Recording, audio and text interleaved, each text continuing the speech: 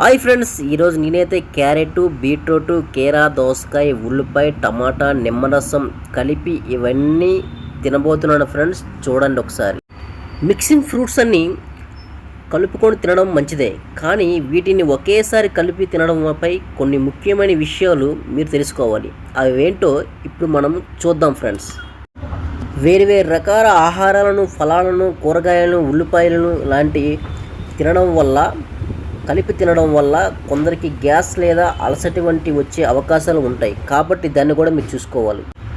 ఆయుర్వేద ప్రకారం కూరగాయలు అలాగే ఫ్రూట్స్ తినడం వల్ల మంచిదే, కానీ ఫ్రూట్స్ వేగంగా మన జీర్ణాశయంలో అరుగుదలను ఇస్తుంది.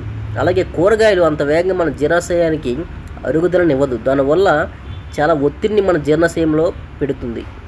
ఫ్రెండ్స్, మీరు ఈ పదార్థాలను మిక్స్ చేసుకొని తినాలనుకుంటే చిన్న పరిమాణంలో తీసుకొని మీ శరీరం ఎలా స్పందిస్తుందో చూడండి. ఏదైనా అసౌకర్యం కలిగితే ఆ మిశ్రమాన్ని ఆపేయడం మంచిది.